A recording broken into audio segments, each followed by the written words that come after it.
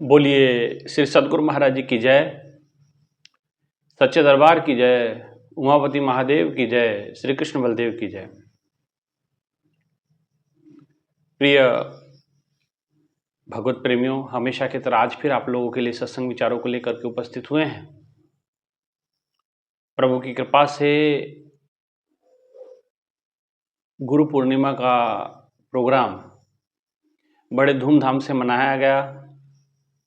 जिन लोगों ने भी इस प्रोग्राम में, कार्यक्रम में, गुरु के इस कार्य में सहयोग किया,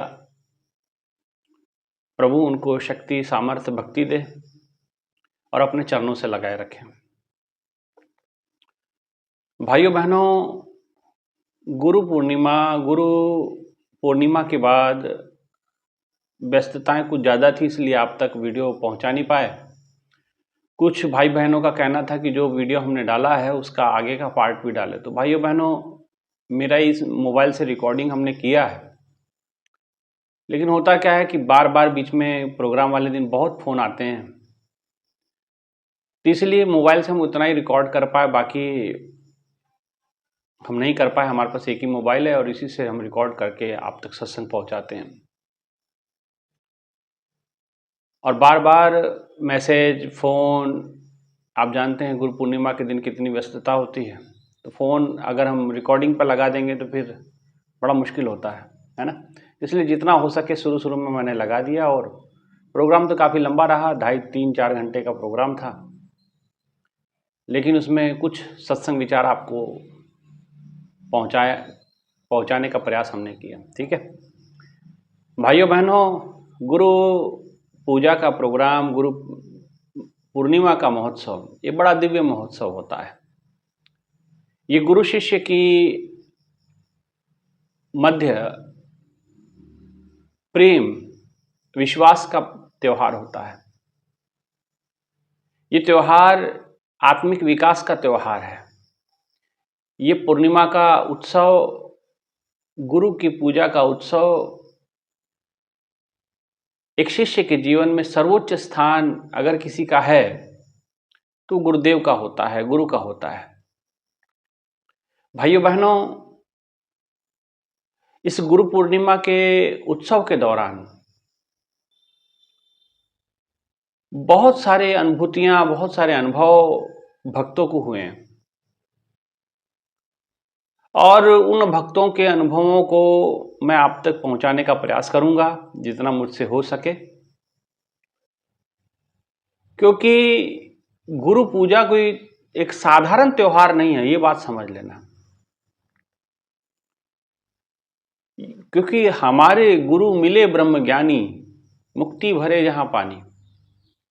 हमारे सतगुरु ऐसे सतगुरु हैं जहां मुक्ति पानी भरती, जिनके चरणों की सेवा मुक्ति करती है। और ग्रंथों में भी कहा गया, मोक्ष के मूल में गुरु की कृपा काम करती, मोक्ष मूलम गुरु कृपा। गुरु की कृपा, गुरु का आशीर्वाद काम करता है।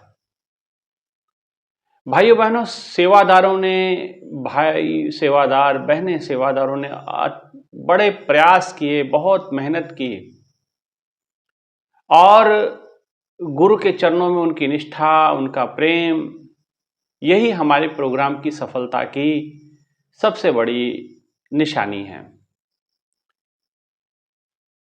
ये मैटर नहीं करता कि प्रोग्राम में कितने लोग सम्मिलित हुए, कितने हजार आए, कि कितने 100 आए, कितने लाख आए, नहीं। उद्देश्य हमारे गुरु के चरणों का प्रेम प्राप्त करना है, गुरु का स्नेह प्राप्त करना है, गुरु का कृपा आशीर्वाद प्राप्त करना है। भाइयों बहनों, गुरु महाराज जी, जिस समय गुरु पूर्णिमा का त्योहार हम मना रहे थे, गुरु का पूजन चल रहा था,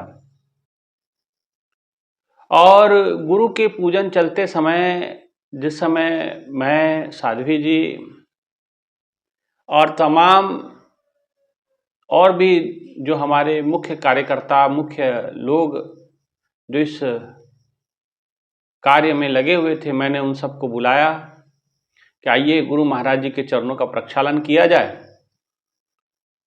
और जिस समय गुरु महाराज जी के चरण का प्रक्षालन हम कर रहे थे, तो एक साथ में जो भाई थे हमारे, उनको ऐसा महसूस हुआ कि साक्षात महाराज जी के चरण उनके हाथों में आ गए। जैसे पादुकाएं महाराज जी की जो हम प्रक्षालित कर रहे थे गुरु के चरण समझ करके, हमारे लिए वो पादुकाएं थी, लेकिन जो भक्त गहराई से गुरु से प्रेम करता है, गुरु उसके साथ कौतुक भी कर देता है। गुरु के साक्षात चरण उनको उनके हाथों में आ गए और उसने महाराज जी के चरणों को प्रक्षालित किया। महाराज जी के चरणों को उसने उसके साथ उसने चरण वंदना की, चरणों को धोया। जबकि वो ऊपर देखता था तो महाराज जी का तस्वीर स्वरूप लगा हुआ था और नीचे महाराज जी के चरण उसके हाथ में थे। उसको महसूस हो रहा था कि जैसे इंसानी चरण होते हैं, पैर होते हैं, वैसा उसको महसूस हो रहा था। उनको पादुकाएं महसूस नहीं हो रही थी। और वो महाराज जी के चरणों को धोए जाए, साथ में रोए भी जाए। बाद में जब प्रोग्राम समाप्त हुआ तो लोगों ने बताया, उन्होंने पूछा, हमने पूछा कि भाई कैसे क्या, तो वो बताने लगे कि स्वामी जी इस प्रकार से, मतलब साक्षात महाराज जी के चरण मेरे हाथों में थे और मैं अपने भावों को रोक नहीं पाया। मैंने कहा इसमें कोई ऐसी बात नहीं है, लेकिन ये भी बड़ा दिव्य अनुभव, दिव्य अनुभूति रही कि गुरु की साक्षात मौजूदगी गुरु पूर्णिमा को दिव्य बना देती है, उस महोत्सव को चार चांद लगा देती है। गुरु पूर्णिमा के दौरान बहुत सारे अनुभूतियों को प्राप्त की है, लेकिन पूरी अनुभूतियां मैं आप तक नहीं पहुंचा सकता। वीडियो में समय सीमित होता है। भाइयों बहनों, इसमें एक हमने सेशन रखा था जिसमें हमने सबको ध्यान में बैठाया, साधना में बैठाया।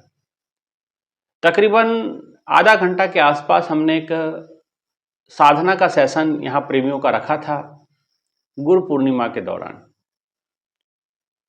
गुरु पूजा के बाद, महाराज जी के चरण प्रक्षालन के बाद आधे घंटे के लिए सबको ध्यान में बैठाया गया और उसके बाद फिर सत्संग प्रारंभ हुआ। तो आधा घंटा जिस समय हमने सबको ध्यान में बैठाया गया तो उसमें भी बड़ी दिव्य अनुभूतियां भाइयों ने, बहनों ने प्राप्त की, क्योंकि गुरु का कृपा ही कुछ ऐसी है, गुरु की दया ही कुछ ऐसी है। कहते हैं कि जब वो लोग ध्यान में बैठे तो उन्होंने देखा कि महाराज जी साक्षात सह शरीर मंच पे विराजमान है, आंखें बंद है, ध्यान करते उन्होंने देखा कि महाराज जी साक्षात मंच पे विराजमान है और महाराज जी ने लाल रंग का, गेरुआ रंग का जो है वस्त्र धारण कर रखा है। महाराज जी के बाल खुले हुए हैं और महाराज जी सबकी ओर निहार रहे हैं, सबको देख रहे हैं और मानो अपनी आंखों से सबको वो गुरु पूजा की शुभकामनाएं, गुरु पूजा का आशीर्वाद, अपना स्नेह, अपना प्रेम लुटा रहे हैं। ऐसे साक्षात्कार तकरीबन बहुत सारी बहनों भाइयों को हुए हैं, है ना। ये भाइयों बहनों, गुरु की कृपा, गुरु की लीलाएं हैं, गुरु की महिमा अनंत है, गुरु महिमा अनंत, गुरु का उपकार अनंत है। अनंत किया उपकार, लोचन अनंत उघाड़या, अनंत दिखावनहार। तो अनंत का वो दाता है, अनंत उसकी कृपाएं हैं, अनंत उसके ज्ञान के कोश हैं, उनको समझना आसान नहीं है। एक और बहन को अनुभूत हुआ जब वो ध्यान में बैठी थी कि महाराज जी साक्षात मंच पे विराजमान है और महाराज जी के गले में सांप है। जैसे भोलेनाथ जी के गले में सांप आप देखते हैं ना, और शायद वो महाराज जी के पास जाने का प्रयास करते तो सांप उसको ऐसे फुफकारता। साधना की अनुभूतियां हैं उसकी जो वहां गुरु पूजा के दौरान, तो वो सीधी हो जाती है ऐसे करके, है ना। कई लोगों की साधना करते हुए लोग देखते ना ऐसे गिर जाते हैं, तो जैसे वो सांप ने फुफकारा जो महाराज जी गले में थे तो सब सीधे, वो ऐसे सीधी हो गई, है ना। तो ऐसी भी अनुभूतियां गुरु महाराज जी की कृपा से भक्तों को हुई। महाराज जी के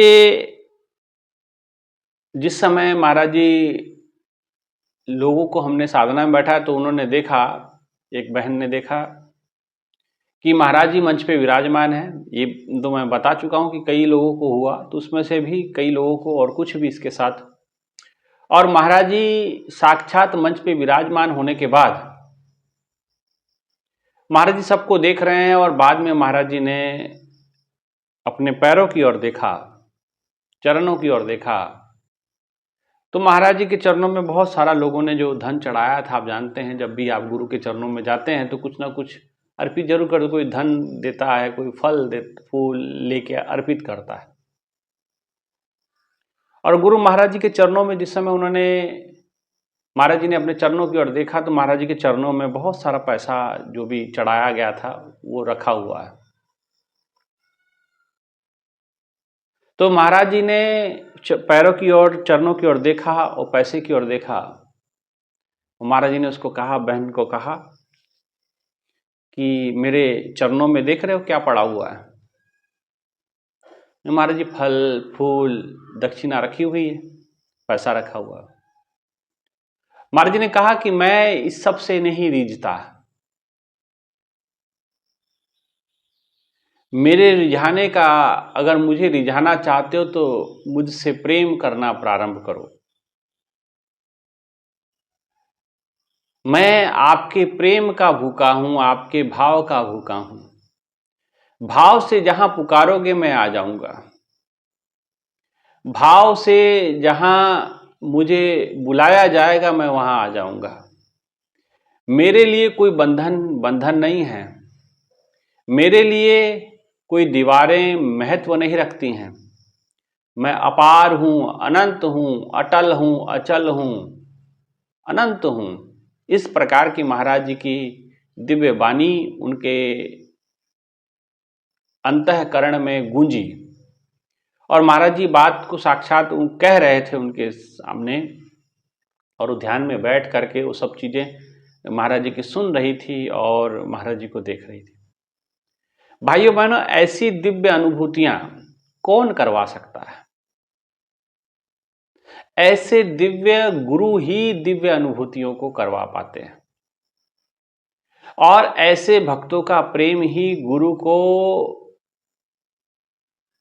गुरु के चरणों की निष्ठा, गुरु के चरणों में प्रेम, उनका विश्वास ये सिद्ध करता है कि गुरु के चरणों से आज भी उनको कितना स्नेह है। भाइयों बहनों, इसीलिए गुरु पे संशय नहीं, गुरु पे श्रद्धा रखें, गुरु पे विश्वास रखें। गुरु के चरण हृदय ले धारो, गुरु पार ब्रह्म सदा नमस्कारो। मैंने पहले भी कई बार सत्संगों में सुनाया है आप सभी को कि गुरु पे ऐसा विश्वास करो जैसे आप भगवान पे विश्वास करते हैं। आप जैसी निष्ठा, जैसी श्रद्धा आपकी भगवान में होती है, ऐसा ही प्रेम, ऐसी ही निष्ठा, ऐसी ही श्रद्धा भाव आपको गुरु के लिए भी होनी चाहिए। तभी आपका शिष्यत्व सफल होता है, तभी आपकी भक्ति सार्थक हो पाएगी, सफल हो पाएगी। अन्यथा आप कहीं ना कहीं रुकावट महसूस करेंगे भक्ति के पथ पे। यूं तो मार्ग कठिन माना गया है, लेकिन इस कठिनता को और कठिन कर लेना भी, कई लोगों को मैंने देखा है वो भक्ति को और कठिन कर लेते हैं।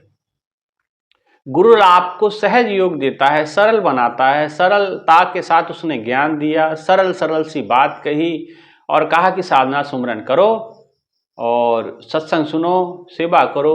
बस यही 2-4 आज्ञाएं महाराज जी ने दी। सरल योग बताया, सहज योग बताया, इसकी सरलता से आप लोग कर पाए। लेकिन इंसानी मन ने इतना उसको जटिल बना दिया, इतना कठिन बना दिया। इंसान अपने विचारों के उहापोह में इतना उलझ गया कि वो साधना सुमरन ही बिसर गया। अब एक भाई ने मैसेज भी किया था कि भाई मेरे मन में बार बार महाराज जी के प्रति संशय आता है। संशय आ सकता है, किसी के भी हृदय में आ सकता है, कोई बड़ी बात नहीं है। संशय तो गरुड़ जी को भी आ गया था राम जी के ऊपर, जिस समय उसने भगवान श्री राम का नागफास काटा। और नागफास काटने के बाद जिस समय बैकुंठ जा रहा था तो नारद जी से कहा, उसने कहा महाराज भगवान तो बंधनों को काटते हैं, तोड़ते हैं, और ये तो खुद ही बंधन में है। मैंने आपके कहने पे नागफास तो काट दिया है, लेकिन मेरे मन में एक संशय घर कर गया है, मेरे मन में एक विचार आ गया है, अब मैं क्या करूं। बोले क्या विचार है? उसने बताया कि मुझे अब इन पे संशय है कि ये वाकई ये विष्णु जी हैं कि कोई और है। ये तो स्वयं बंधन नहीं काट पा रहे हैं, नाग का कठिन बंधन नहीं काट पा रहे, तो जो 84 लाख योनियों का जन्म फास का बंधन है वो कैसे काटेंगे? नारद जी ने कहा है आप बड़ी भयंकर संशय में ग्रसित हो गए हैं, आपको अब भगवान भोलेनाथ जी के पास जाना चाहिए और कुछ समझना चाहिए, वही आपका निवारण। और भगवान भोलेनाथ जी के पास गए तो भोलेनाथ जी ने देखा कि भाई काक ये गरुड़ है, तो इनको ऊंची जाति का पक्षी है, तो इसको जो है निम्न जाति के पक्षी के पास उनको सत्संग के लिए भेजा गया। काकभूषणी जिसका नाम था, तो वो काकभूषणी के पास जाते हैं। तो काकभूषणी जी ने कहा कि बहुकाल करिए सत्संगा तब ही होए संशय के भंगा। बहुत समय तक आपको सत्संग करना पड़ेगा, सत्संग सुनना पड़ेगा, और सत्संग भीतर में भी करना पड़ेगा, तभी आपके संशय का भंग हो सकता है। तो ऐसे भाइयों बहनों, अगर आपको भी संशय आता है तो आप सत्संग अधिक से अधिक सुने, समझें, अंतःकरण में विचार करने का प्रयास करें। एक दो भाइयों का प्रश्न ये भी आया था कि भाई साहब हम इतने समय से दीक्षा लिए हैं और पहले तो बस सब ठीक चल रहा था, लेकिन अब अनुभूतियां होनी बंद हो गई हैं। कोई बात नहीं, सब दिन होत ना एक समान, सब दिन एक जैसे नहीं होते, सब दिन एक समान नहीं होते, एक तरह के नहीं होते। ऐसे मन का स्तर भी हमेशा बदलता रहता है, आज मन कुछ और है, कल कुछ और हो जाएगा। तो उसी आधार पे मन के आधार, क्योंकि एक गुरु अनुभव तो करवाता है, अनुभूति उसने करवा दी, अनुभव आपको हो गया, लेकिन पिछले कुछ समय से आप कह रहे हैं कि मुझे अनुभूति नहीं हो रही, तो कोई बात नहीं हो रही तो, लेकिन अपना साधना सुमरन करते रहें, अपना साधना सुमरन करते रहें, और किसी प्रकार का मन में ये ना लाएं कि आप अनुभव होगा तभी साधना करेंगे। कई ऐसे भाई बहनों से हम मिलते हैं, वो कहते हैं कि अब हम मन इसलिए नहीं करता क्योंकि हमको कुछ दिखाई नहीं देता। तो भाइयों बहनों, परमात्मा की प्राप्ति आपका अधिकार है, लेकिन अधिकार भी आपको तब है जब आप उनके मार्ग के ऊपर निष्ठा से चलते हैं, है ना। कि केवल अधिकार नहीं, आपके इस रास्ते पे प्रार्थना का बड़ा महत्व होता है। भगवान के आगे अपनी झोलियां फैला सकते हैं आप, गुरु के चरणों में बार बार वंदन किया जाता है, प्रार्थना किया जाता है, प्रयास किया जाता है, बार बार सुमरन साधना किया जाता है, प्रभु रिझते हैं। प्रभु उस कृपा करते हैं शिष्य के ऊपर, अपना कृपा पात्र बनाते हैं, और अनुभूति नहीं होने का कई कारण होता है। आप हो सकता है गलत तरीके से बैठते हो या गलत तरीके से साधना सुमरन करते हो, ये भी कारण हो सकता है। दूसरा कारण ये भी हो सकता है कि आप साधना में बैठ के किसी और चीज का चिंतन मनन करते हैं, ये भी एक कारण हो सकता है। अब जब आप आदमी अनुभव नहीं होने के एक तीसरा और सबसे प्रमुख कारण होता है कि हमारे जन्मों जन्मों के संस्कार, हमारे जो जन्मों जन्मों के संस्कार है वो आप नहीं जानते हैं, वो कितने जटिल और कटिल है, और वो हमें कहाँ तक गिरा सकते हैं, कहाँ तक हमारी दुर्गति वो कर सकते हैं। तो गुरु क्या करते हैं, आपके इस ज्ञान में जो उजाला होता है, प्रकाश होता है, उस प्रकाश का इस्तेमाल आपके कर्मों को, आपके संस्कारों को बुरे संस्कारों को काटने के लिए करते हैं। जैसे भगवान कृष्ण अर्जुन को कहते हैं कि ज्ञान अग्नि सर्व कर्मान भस्मसात कुरुते, तथा कि अर्जुन ये ज्ञान की अग्नि, अग्नि का मतलब भाव यहाँ प्रकाश है, कि ज्ञान की अग्नि आपके किए हुए कर्मों को दग्ध करती है। जो बुरे कर्म है उसको दग्ध माने स्वाहा करती है। आप हवन यज्ञ में स्वाहा स्वाहा बीज डालते हैं कि नहीं? तो गुरु की कृपा से ये जो आपको ज्ञान मिलता है ये आपके जन्मों जन्मों के संस्कारों को भी खत्म करता है ना। तो इसीलिए हमें चाहिए कि हम बिना संशय किए आप डट के सुमरण भजन करें। और महापुरुषों ने तो यहां तक किया, सुमरिये नाम रूप बिन देखे। सुमरण साधना करते रहें बिना रूप देखे, बिना किसी प्रकार के, अगर नाई भी दर्शन होते तब भी आप सुमरण साधना करते। सुमरिये नाम रूप बिन देखे, आवत हृदय स्नेह विशेष से। तो हृदय में एक विशेष स्नेह प्रकट होता है, हृदय में एक विशेष प्रेम प्रकट होता है, जिस प्रेम के फिर भाव में आकर के प्रेम के वशीभूत होकर भगवान आपको दर्शन देते हैं। इसलिए परेशान ना हो, साधना में अनुभव नहीं होते तो फिर से होने शुरू हो जाएंगे। आप सत्संग सुनते रहिए, आप साधना सुमरण करते रहिए, है ना। ऐसे बहुत सारे भक्त हैं जिनको बहुत अनुभूतियां नहीं होती हैं, लेकिन कई कई सालों से वो साधना कर रहे हैं और एक समय के बाद उनको अनुभूतियां भी शुरू हो गई, है ना। इसलिए आपको संशय नहीं करना है, आपको सुमरण करना है, क्योंकि सुमरण में बहुत शक्ति होती है। आपको अनुभव नहीं हो रहा है तो कोई फर्क नहीं पड़ता, लेकिन आपके आसपास वो ऑरा जरूर बन रहा है प्रभु की कृपा का, प्रभु की दया का। वो ऑरा, वो वायुमंडल आपके आसपास बन रहा है, ठीक है ना, जिससे आप सुरक्षित रहेंगे। इसलिए सुमरन साधना ना छोड़े, है ना। इसलिए भाइयों बहनों, कुछ स्वास्थ्य भी मेरा गुरु पूर्णिमा के बाद थोड़ा बिगड़ गया, इसलिए आपके लिए वीडियो हम लगातार नहीं ले पाए, बीच में गैप पड़ गया। अब कोशिश करेंगे, थोड़ा स्वास्थ्य ठीक हो गया है, लेकिन फिर भी अभी कुछ कसक बाकी है। इसलिए आप तक सत्संग विचारों को पहुंचा नहीं पा रहे, लेकिन अब कोशिश करेंगे पहुंचाने की, जैसे जैसे ठीक होते जाएंगे। और आप सभी ने जो गुरु पूर्णिमा के लिए सहयोग किया, प्रेम दिया, आपका प्रभु के चरणों में, गुरु महाराज जी के चरणों में कोटि कोटि वंदन, कोटि कोटि प्रणाम। और उन्हीं की कृपा से ये कार्य भी पूर्ण होता है।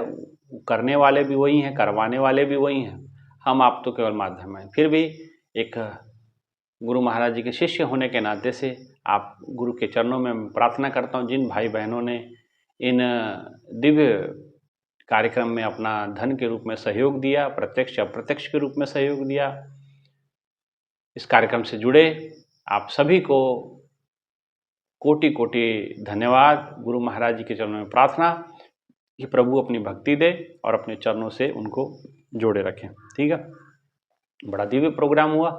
आइए अपने विचारों को मैं विराम देता हूँ। इतना ही कहते हुए विचारों को विराम, और आप सभी से आग्रह है कि चैनल को जरूर सब्सक्राइब कर लीजिएगा।